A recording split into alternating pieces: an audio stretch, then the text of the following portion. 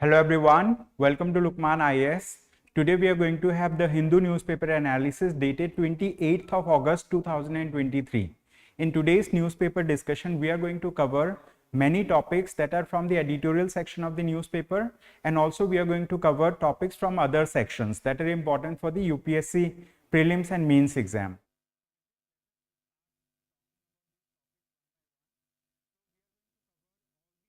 That are listed here in the screen, right?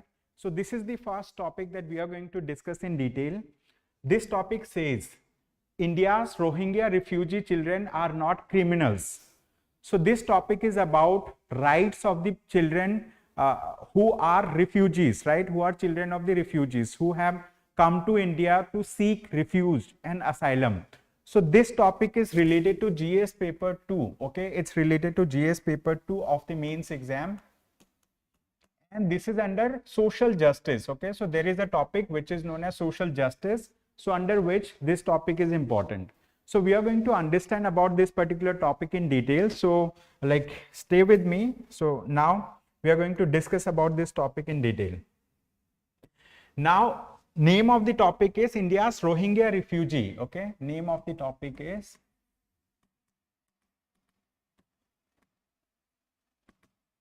India's Rohingya refugee children are not criminals, okay? Refugee children are not criminals.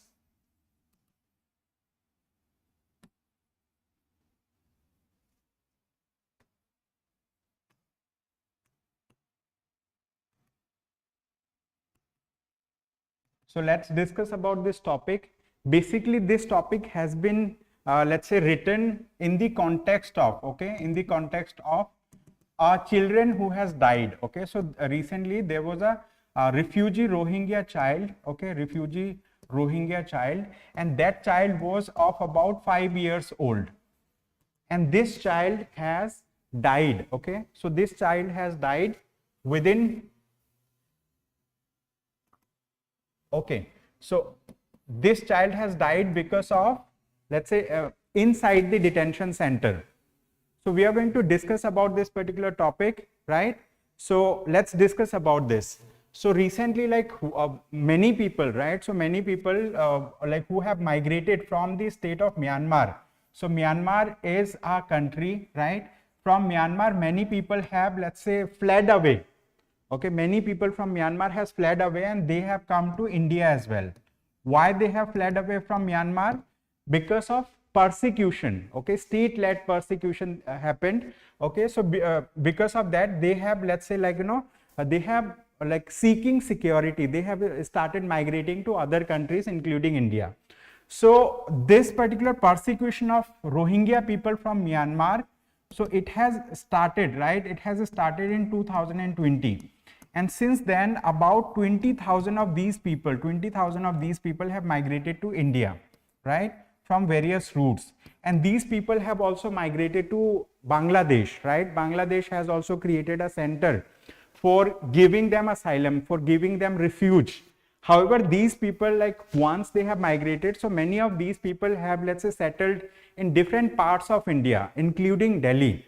So recently what has happened, a very young children, right? Very young children died inside the detention center in Jammu. And why that child has died? Because some of the armed forces in India, what they have done, like they have used tear gases, right, inside the detention center, and that detention center is heavily packed. This center is heavily packed in a manner that, like, you know, nobody, right, nobody who is there in the center, right, nobody can escape. Means, like, you know, they have been placed in a detention center. Detention center are similar to jails, okay. They are not exactly jails, but they are similar to jails where, let's say many rules are applicable on them. So in India we do have some acts. For example, one of the act is known as Foreigners Act, okay. One of the act is Foreigners Act of 1951. Under this act, let's say, like, you know, if foreign persons who did not come to India through legal means, that person can be detained right, that person can be detained by the authorities and that person can be placed in the detention center.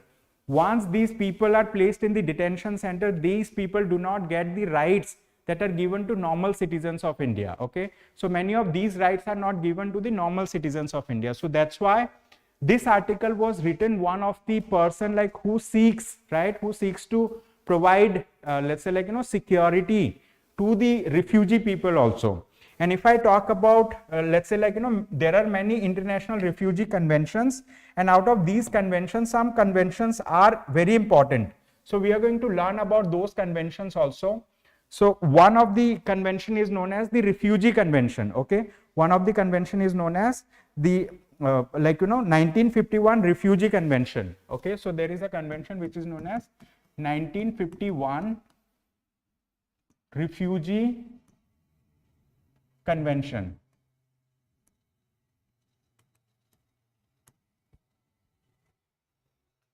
So this 1951 Refugee Convention also has a protocol.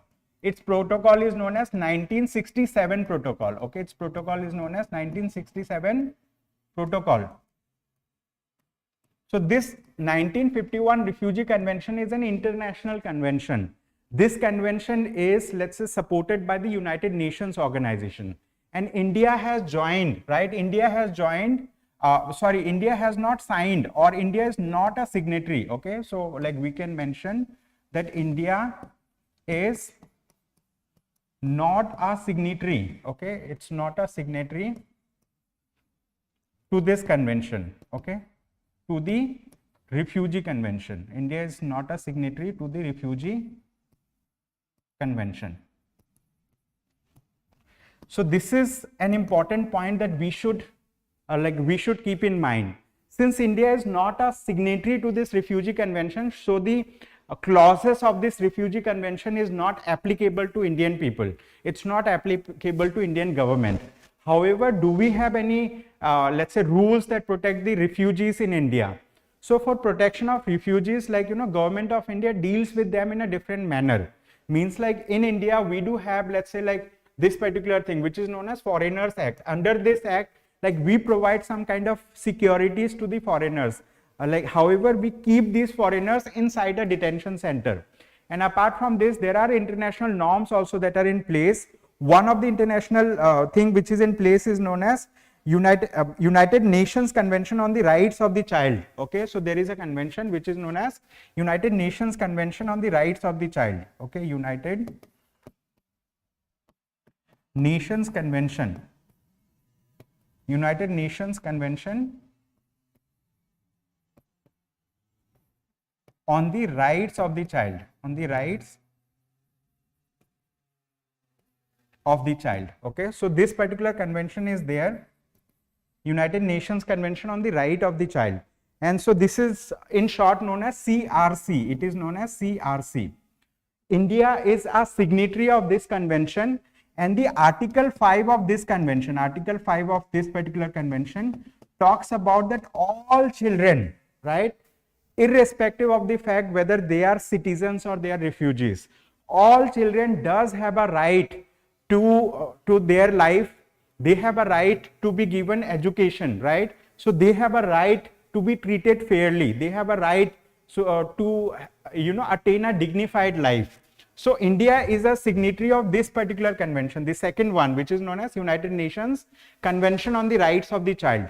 However, India is not a signatory to the 1951 Refugee Convention or 1967 Protocol of the Refugee Convention. Okay, so this Refugee Convention is a very important convention, and according to this Refugee Convention, one of the thing is there is a principle also which is known as principle of, right, which is known as principle of non-refoulement. Okay.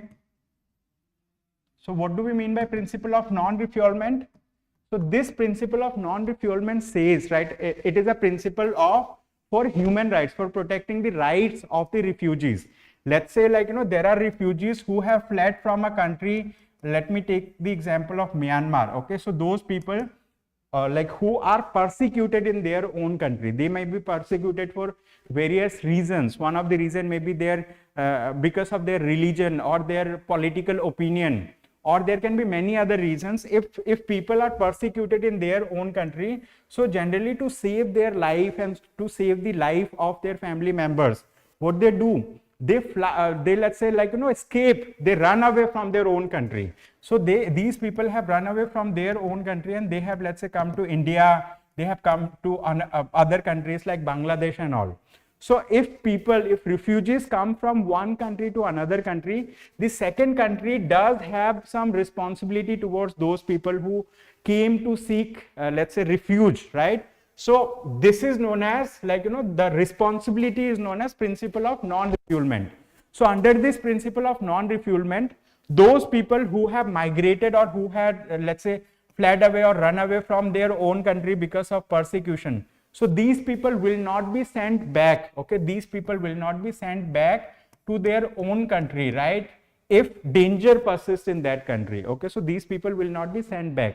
So what will be done to these people? So there are many international conventions. They say that these people should be given refuge. These people should be, let's say, like, treated well. They can be kept in detention center, like their life should be protected.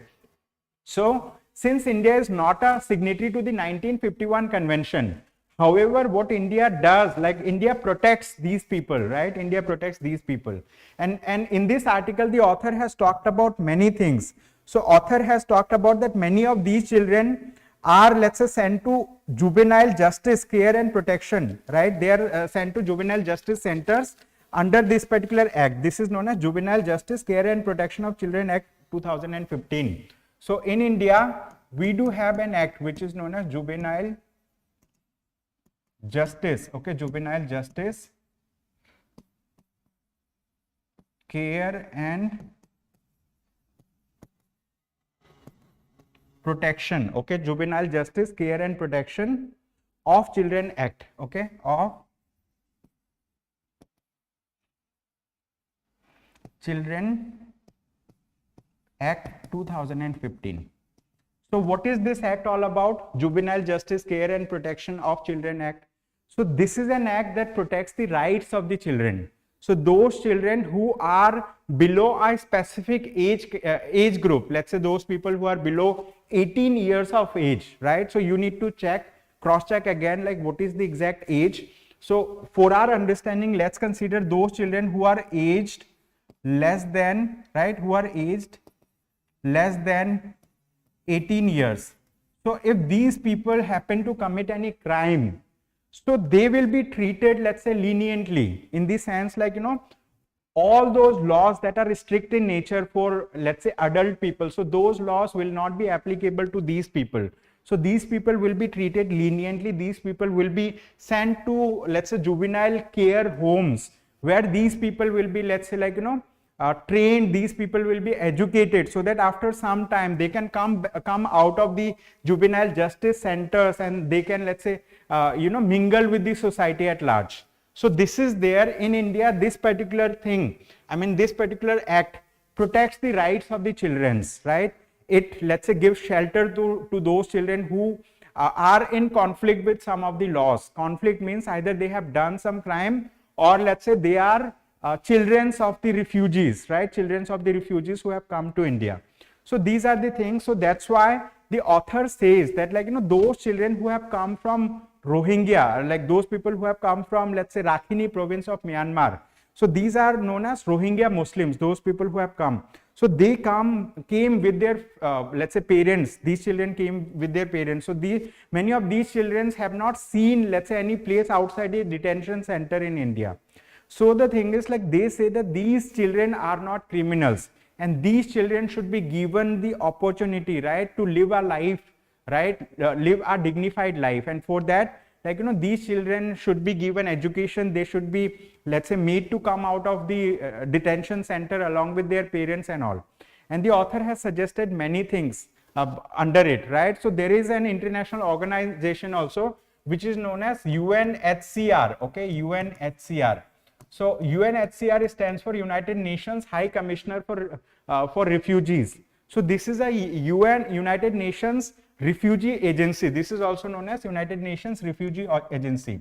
So this particular agency actually looks into many aspects of refugee protection across the world. Okay, so Government of India is let's say member or signatory of this particular what we say agency. It's a member. So author says that we should allow these people from the UNHCR, right, these people to investigate, to look into the conditions of our detention centers, so that the rights of these refugee people and their children can be safeguarded, can be protected in India. Okay, so the author is an advocate, right, advocate for the child rights, advocate for the rights of the refugees. Okay, so along with this, we are going to now move to the next topic quickly. So before that, we have a question, we are going to solve this question. This says, with reference to refugee framework, consider the following statements. Okay, so refugee framework means 1967 refugee framework means this is related to 1951 refugee convention. Okay, refugee convention. So now one of the statements says India is a party to the 1951 refugee convention. No, India is not a party to the 1951 refugee convention, as we discussed earlier. Second, in India, refugees are seen as illegal immigrants and are dealt under Foreigners Act 1946. Okay, so we have Foreigners Act 1946. Then third, it says India does not have a national refugee protection framework. Yes, India does not have. Okay, India does not have a national refugee protection framework. We have not created that framework. If we would have signed the refugee convention, in that case we would be forced to do it. Okay, so the thing is, since we did not sign, so we did not create any national refugee protection framework. So statement 2 and 3 are correct, means only 2 of them are correct. And here let's say while explaining this particular thing, I have mentioned about 1951, so this should be Foreigners Act 1946. Okay, Foreigners Act 1946. So with this, we are going to move to the next topic, and we have also included explanation to these questions. Okay, so you can go through it. Now let's quickly talk about the second topic. This topic is also very, very important. Okay, it says Himalayan blunders that are ravaging the Himalayas. Okay, so this article is important under GS paper 3 of the mains exam. Okay, GS paper 3 of the mains exam under environment and ecology. Why this is important? Because through this article the authors want to highlight an important let's say activity or incident that has happened in the Himalayan region. Okay, so if I talk about those states that are Himalayan states, so we will quickly see a map related to this. So quickly see this particular map, right? If we see this map, so it showcases, let's say, the physical map of India. Okay, so this is a physical map of India, and here we see the Himalayas. Okay, so we have lower Himalayas, we have upper Himalayas, and there are various classification of Himalayan region. So this Himalayan region does have various kinds of, let's say, plantation over here. So we do have different type of, let's say, different types of plantation, for example, and these plantation also depends on how high or at what altitude these plantations are located. So it falls from tropical zone to subtropical zone to temperate zone to subalpine and alpine zone, and we find different kinds of trees, different kinds of plantation. And also Himalaya is a region where we find frozen ice, so there are glaciers also. Okay, and the Himalayan glacier is one of the topmost melting, the fastest melting glacier in the world outside the polar regions. Because if we talk about the earth, in the North Pole and South Pole, we do have, let's say, we do have glaciers, but these are permanently frozen places. These glaciers are also retreating because ice is melting from there. Similarly is the case of Himalaya, and Himalaya, the rate of, let's say, receding of these things, glaciers, is very high in Himalaya. So these are the places that are mentioned here, and so this helps us to understand what kind of plantations do we have? What kind of forest do we find in Himalayan region? Apart from this, here they have mentioned about many important things. For example, Himalaya is the driver of the strongest monsoon systems on the globe. Then Himalayas are the source of 10 major Asian river systems. Then it serves as the largest reserve of ice outside the polar region. Okay, so outside the polar region, Himalayas have largest reserve of ice. Okay, so and Himalayas are also a place of biodiversity hotspot. Okay, place of biodiversity hotspot. And so here we find diversity in culture, tradition and languages in Himalayan also. Okay, in Himalayan regions. So now with this, let us talk about this article quickly, having understood about, let's say, some of the important features of Himalaya. So in this article, they have talked about, let's say, some of the projects that have been initiated by, let's say, like, different ministries, right, in the Himalayan states. Himalayan states means Himachal Pradesh and Uttarakhand, okay, including, let's say, Jammu and Kashmir. So in this article, they have talked about that, like, there are many incidences that has happened in the Himalayan region. For example, we have recently witnessed that, like, there was a landslide in Chamoli district. Okay, there was a landslide in Chamoli. Then, like, the Joshi Math in Uttarakhand has sink. Then road caving in Chamba in Himachal, accidents in the Char Dham routes, and deaths on all weather road are reports that have become everyday news from the Devbhoomi. Okay, so, like, so these reports are coming every day. Either landslide is happening, or let's say roads, like we find fractures on the roads that happen. Then, like, we find huge amount of rainfall. So, like, natural calamities are happening in the Himalayan region on a regular basis. And in this article, the author has talked about some road projects that were undertaken, right? One of the road project that was undertaken is in 2016 is known as the Char Dham Mahamarg Vikas Pariyojana. Okay, Char Dham Mahamarg Vikas Pariyojana. So this infrastructure project is of 900 kilometers road widening, double laning with paved shoulder. Okay, so they have, let's say, like, started a project in which they were widening the roads, and that that road widening was according to double laning with paved shoulder. Means, like, double laning means, like, in the road there will be two lanes. Okay, two lanes, and there will be a paving shoulder also. Let's say, like, on the sides, let's say there will be places for cyclists, for other people to walk, right, on the side. So double laning road they started, right, and the government of India has started these projects in the Garhwal region and a short stretch of Kumaon in Uttarakhand. Okay, and while, let's say, implementing this project, the government of India has bypassed many environmental regulations that are in place. Environmental regulation that needs, let's say, environmental impact assessment. So they also have been bypassed while implementing these road projects. However, what has happened means, like, they started doing all of it, but all of a sudden government of India has stopped working on it. Then government of India has came up with a notification. Okay, so that in that notification they have said, okay, they said that, like, because these projects are actually hampering the they are actually hampering the national defense, right, and security thing. So they have stopped working on this. Now, there were cases in the Supreme Court of India. Earlier, Supreme Court of India has talked about that why these projects are not being implemented. Later on, right, I mean, like, there was another judge bench led by Justice D.Y. Chandrachud. He has allowed the states, right, to, let's say, allowed this particular project to be taken by the government as they wish. If they want to, let's say, implement, they can implement. If they don't want to implement, they can leave it like that. Okay, so basically here in this article they have talked about those let's say those things, what, like, those projects that the government has undertaken and that they have not completed. So in this article they say that, like, India's Himalayan region is being destroyed by greed, outstripping need, along with actions by the manipulative political, bureaucratic and real estate lobbies.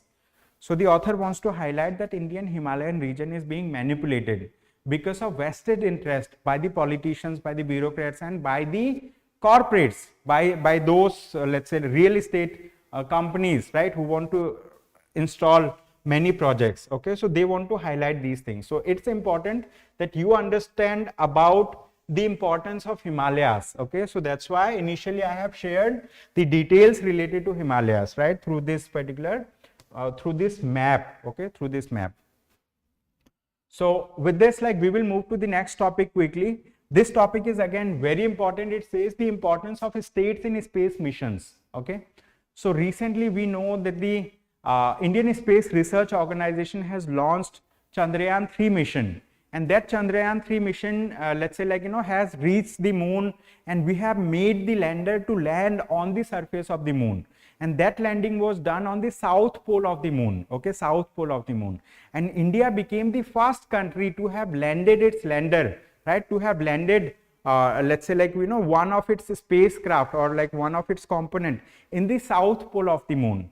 And when we talk about, let's say, like, sending something on the surface of the moon, India was the fourth country. Means like other countries have sent the things on let's say other places of the moon, but on the south pole of the moon, India is the first country in the world to do so. Okay, so this showcases the, let's say, this showcases the scientific temperament in India. This showcases the spirit of the scientist to undertake projects that are related to, let's say, Chandrayaan, projects like, sending missions to moon.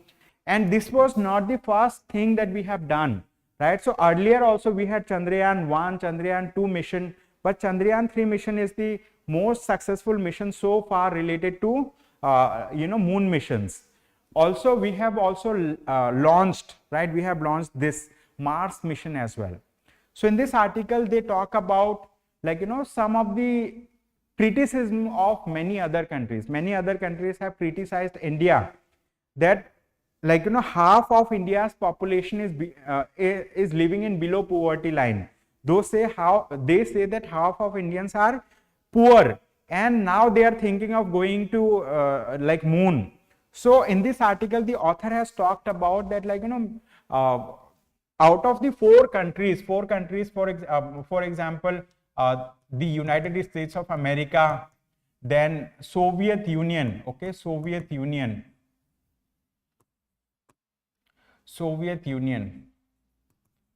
Now, I mean, like, Soviet Union has disintegrated, and the largest country that came out of it is Russia. Okay, Soviet Union, then China, right, and latest one is India. So these are the four countries who have done a landing on the moon's surface, right? So out of all these four countries, only one country is developed country. Okay, only one of these countries is developed country, which is USA. Other three countries are developing countries, including China and Russia. They are developing countries. Now, among these developing countries, so they say that, like, by some estimates, the USSR was 50 to 60% of the size of the USA when they have sent, okay, they have sent their moon mission. And if I talk about China, so China's per capita income was around 22% that of USA, right, when they successfully, let's say, concluded their Chang's mission, China's moon mission. Then India, I mean, like, India's per capita income is around 10.9%, okay, 10.9% as that of USA, okay, per capita income. But still India has made a successful mission, right, concluded conducting a successful mission related to moon, which is Chandrayaan-3 mission. So here the author says that, like, per capita income does not play much role. It depends on many other factors. The aspiration of the state plays the greatest role. Okay, even if we talk about United Arab Emirates, UAE, which is a very, very small country. It's a very small country, and the per capita income of people of United Arab Emirates is much higher than that of USA also. But they have only 9 million people or 90 lakh people as their population. That country has also sent a mission, right? That country has sent a let's say, like, mission, so space exploration mission. So United Arab Emirates, which is known as Emirates Mars mission, okay, so they have sent the mission, and, like, they have sent, along with the help of Japan, okay, with the help of Japan. So like it does not matter what is the per capita income of that country. So it depends that that country is doing, let's say, like activities in multiple domains. In India, yes, rightly, we are addressing the issue of per capita income. We are trying to bring people out of poverty, and recently there have been many reports also. There have been many news, right, related to how many people have been brought out of poverty in India in the last 5 to 7 years. Okay, so that has also mentioned remarkable progress for India. So now here the author says that, like, there are different roles that different states play, right? Different states, like in international relations, countries are known as states. Okay, countries are known as states, means India will be considered as an state, Russia will be considered as an state. So like, what role these states play, these different states play different roles. And the author says, like, so once a particular country achieves a feat, right, in spacefaring activities, so that also sets up a global standard, not only for that country, for other countries also. And in future we are going to have many such missions, right, many such missions for spacefaring things. So the author says the success of governments in landing a spacecraft on the moon indicates that the states can be powerful and competent actors. Okay, so this is the thing. And so far all the moon missions that have been sent, Mars missions that have been sent, they have been sent by the state agencies. I mean, like, they have been sent by, for example, in India it is like Indian Space Research Organization. In USA it is National Aeronautics and Space Administration.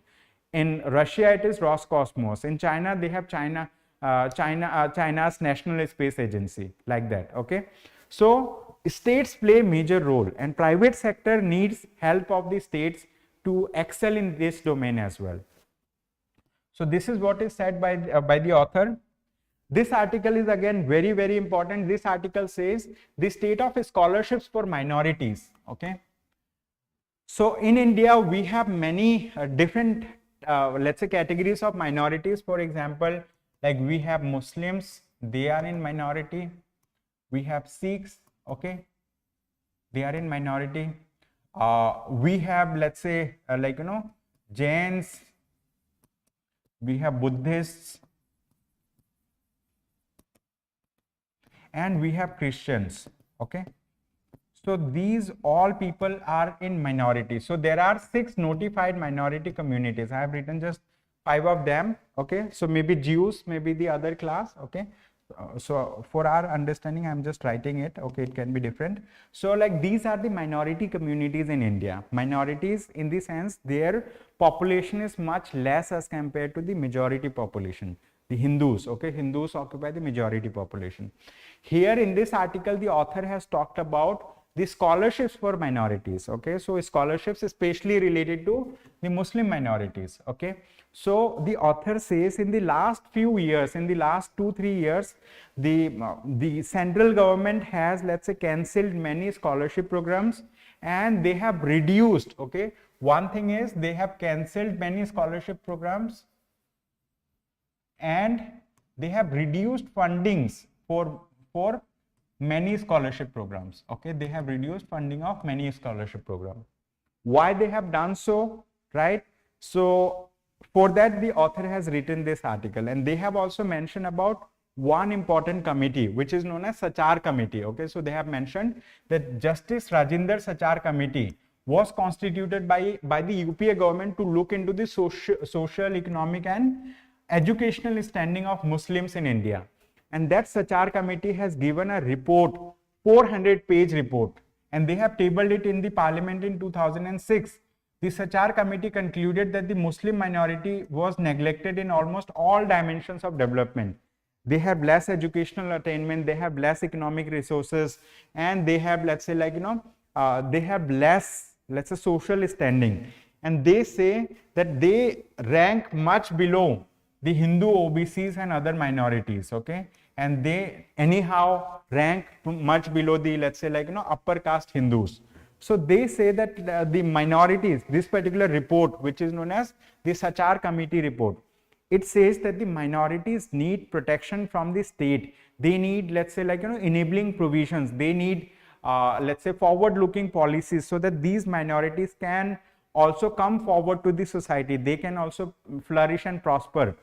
For that, like, Government of India has implemented many minority schemes, many schemes that, let's say, like, help in attainment of education, right? And some of these schemes are mentioned in this article. They have mentioned many schemes. For example, earlier there was a pre-matric scholarship scheme. So in that pre-matric scholarship scheme, people were given scholarship from class 1 to class 10th. Later on, it was cancelled for class 1 to class 8. Only class 9th and 10th was given. Then there was post-matric scholarship scheme also. That post-matric scholarship scheme, let's say, give benefit to the benefits or a scholarship to the students post-matric till PhD, okay, till PhD level also it is given. So the author says that there are many such schemes that are running in India. So one of these scheme is merit cum means based scholarship scheme. That are targeted for professional and technical courses. Apart from this, there is, let's say, Maulana Azad National Fellowship program also that used to provide, let's say, benefit to the researchers who were doing MPhil or PhD. However, this thing has also been cancelled by the government in 2022. And in one of the program earlier, there was, let's say, 90 crore allocation by the government in 1 year. And this year in 2022, I mean previous year, they have reduced it to just 1 lakh rupee for the entire scheme. So the thing is, the author is highlighting that, like, why the government has done so. Author is saying that this should not have been done because these minorities need enabling provisions to attain education, to come at par with the society, okay. So they say that why educational aid is necessary. And educational aid is necessary because, like, even the Niti Aayog has come up with report. Niti Aayog has documented in 2018 through strategy document 2018, and they say that affirmative action is the need of the hour to improve socio-economic status of religious minorities, particularly Muslims who continue to lag behind the rest of population in several areas, okay. So Niti Aayog in its strategy document 2018 has mentioned that affirmative action is needed. Affirmative action means giving benefits, right? Giving benefits through government, okay? So like, it's like reservation policy. Affirmative action means reservation policy. So these are the things. So here they have mentioned about all those scholarship schemes that are functioning in India, and they have mentioned about the status of these scholarship schemes as well. So one of the the author has also highlighted that the All India Survey for Higher Education 2020-21 conducted by the Ministry of Education revealed that Muslim students were significantly behind other communities in terms of higher education enrollment, okay. Apart from this, they have mentioned many data also. So like, we are not going to go into the details of these data. You need to understand, like, what are the schemes that are functioning and why the government has stopped it, and like what they should have done instead, okay. So this is the thing. So Sachar committee, so they may ask a question in the prelims exam that Sachar committee was related to what? It was related to, let's say, studying the minorities, right, particularly the Muslims, related to their educational and economic or social standing in the society. So with this, like, we have another topic. This topic is again important. It says, why is Apple's change of heart on right to repair movement a big policy shift, okay. So this topic is not directly related for, let's say, prelims or mains exam of UPSC. However, Government of India is also thinking of coming up with right to repair policy, okay. So that's why it is important. So the information that I have provided so far related to it, that the Government of India is thinking of coming up with right to repair. This has been talked by one of the prominent ministers, so that's why I'm talking. But this thing has happened in the United States of America.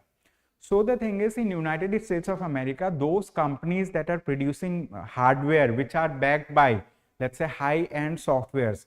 So these companies, what they do, they have made a rule, right? They have made a rule that, like, their hardwares, their, let's say, like smartphones or laptops that they are manufacturing, if, let's say, they stop functioning, if they need a repair, so the end user cannot go to a third party repair shop to get it repaired. Why? because like, you know, these companies have made legislation in such a manner that they should come to their authorized repair centers only. If they come to the authorized repair center, the users have to pay a high amount of money. Okay, these users need to pay a high amount of money to get the things repaired, and also there is a high waiting time. Okay, so they need to wait for a long time to get their things repaired, so it hampers the, let's say, the experience of the users, experience of the consumers, right? So recently in the United States of America, many states have let's say, like, you know, made legislation, right, related to right to repair. And recently one of the state in United States of America, right, so from California, so like, you know, in that state, one of the lawmaker, right, so one of the lawmaker, like senator, they are called as senator. So Susan Eggman, so she sponsored right to repair bill, okay, in the parliament, in their senate. Okay, so responding to this, Apple company has come up with right to repair, means like those people who buy components of Apple, maybe a smartphone or mobile, they can get their mobile or thing repaired outside, right, the outside their what we say outside of the authorized service centers of Apple and all. Okay, so this is known as right to repair, means like once you have purchased something, you can get it repaired anywhere, right, irrespective of the authorized service centers. Okay, so this is the thing. And why these companies, why these high-tech companies were able to make rules related, you know, frame rules like this, because of one of the underlying law that was in place in USA, which is known as Digital Millennium Copyright Act. So these Digital Millennium Copyright Act of USA, it protects the original equipment manufacturers. Okay, it protects the right of original equipment manufacturers, that, like, you know, their intellectual property rights will be protected, so so they can keep the codes, or they can keep the softwares to be, let's say, like, you know, they can keep the softwares with them, they can protect them. So for that, like, you know, so this is the thing. Now hopefully you might have understood about right to repair. Right to repair means, as a consumer, once you have purchased a product, you can get that product repaired anywhere, irrespective of the this thing center. So recently Apple has come up with this, but there is another company also, Tesla, for example. Okay, so lesson for Tesla, it says, while the right to repair movement continues to gain momentum, but like Tesla, which is automobile manufacturing company, so they have still not aligned their policy according to the right to repair. Okay, so as of now in USA, there are different states. Some of those states have come up with right to repair thing, but however, there is no, like, they do not have a federal law, a law that will be applicable to all these states, that will be applicable to all the manufacturers, all the companies, right, big science and tech companies, big tech companies, right. So that is not in place. Some of these states have come up with this right to repair. So that's why this right to repair is gaining momentum now in USA. Okay, it's gaining momentum. Now we have another topic. This topic is important. It says, ISRO released graph of temperature variation of topsoil in lunar south pole. Okay, so far what ISRO has done, ISRO had 3 objectives of Chandrayaan 3 mission. Okay, of Chandrayaan 3 mission, 3 objectives. One of the objective was to you know, demonstrate soft landing on the south pole of the moon. Second was, like, you know, functioning of rover, means like, you know, so that the to demonstrate rover roving on the surface of the moon. Third objective was to conduct in situ experiments. Okay, in situ chemical analysis. Okay, in situ chemical analysis on the surface of the moon. So as so ISRO has already achieved the first 2 objectives, which is, it has done a soft landing of the lander module, then rover has come out of the lander module and it has started roving on the surface of the moon, means traveling on the surface of the moon. After then, this rover has started conducting the in situ chemical analysis, and so inside the rover they have various, let's say, like, you know, payloads, they have various equipments, and though one of that is equipment is known as Chandra's surface thermophysical experiment, which is known as CHAST, and this CHAST has actually done let's say temperature analysis, and ISRO has created a graph out of it, and that graph ISRO has shared with the people. Okay, they have shared it with the people. So this is the update related to it. There is another topic also related to this, so we are going to discuss about that topic as well. Now,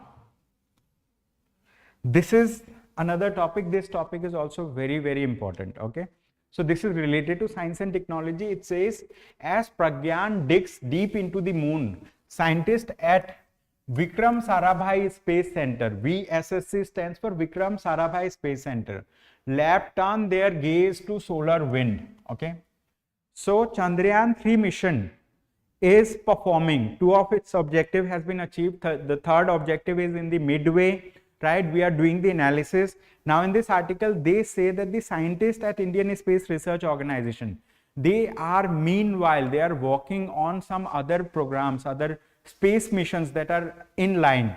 So one of the space mission that they have talked about is Aditya L1 mission. Okay, Aditya L1 mission. So Aditya L1 mission is a mission to study the sun. Okay, so through this mission we are going to study the sun.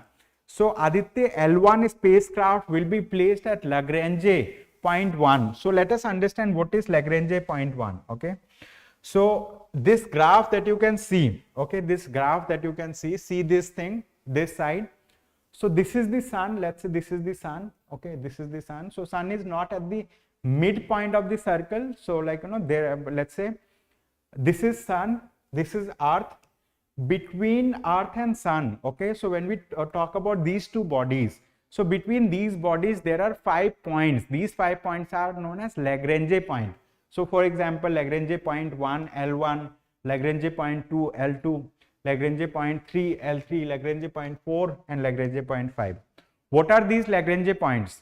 These points are the places where if you bring any spacecraft, this spacecraft is not going to experience any gravitational force. Okay, means these spacecraft can, let's say, stay in suspended animation mode over here. So they are not going to face any kind of gravitational pull towards sun or towards earth. So they will be able to stay stable in that particular location.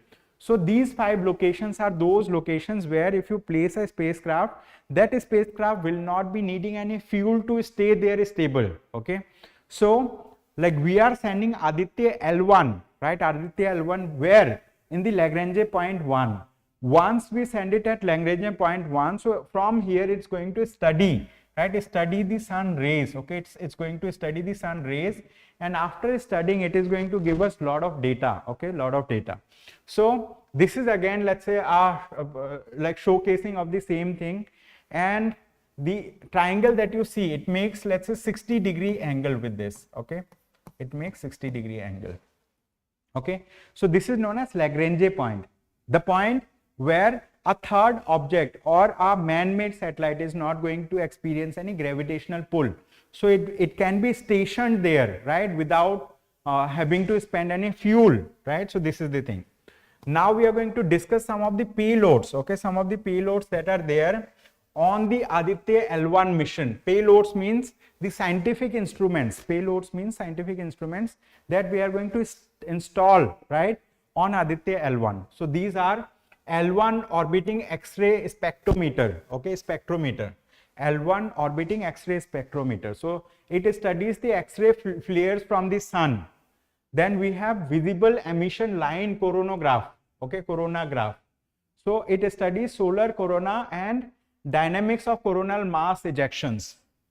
Third payload is solar ultraviolet imaging telescope. Okay, it will image the solar photosphere and chromosphere. Then we have Aditya solar wind particle experiment and plasma analyzer package for Aditya. So it's going to study the solar wind and ion distribution. Then next is magnetometer to measure interplanetary magnetic fields. Okay, so these are the payloads that will be installed, right, on the Aditya L1, right, on the Aditya L1 system, which is going to study the sun rays. It's going to study the sun and its various things like coronal thing related to sun, right? So in this article, basically like they have mentioned about the Chandrayaan-3 mission, and they have also mentioned about some of the payloads that will be there on the Aditya L1. So other payload is the plasma analyzer package for Aditya payload aboard.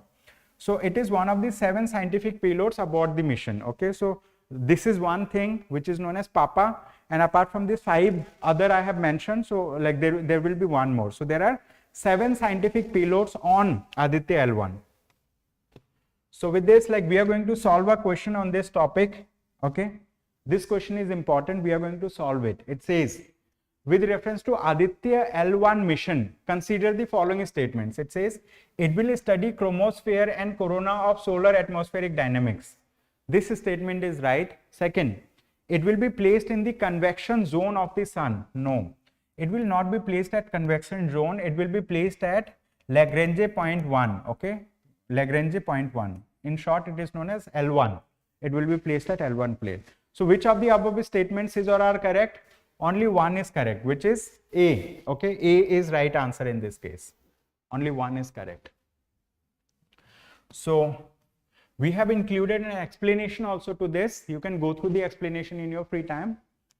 Then we have the last topic that we are going to discuss. It says echolocation. What goes around comes around. Okay, echolocation means the bats, okay, bats and dolphins, they send signals, they send sound waves, and they receive the wave back, and that helps them to locate obstacles or objects right in their path.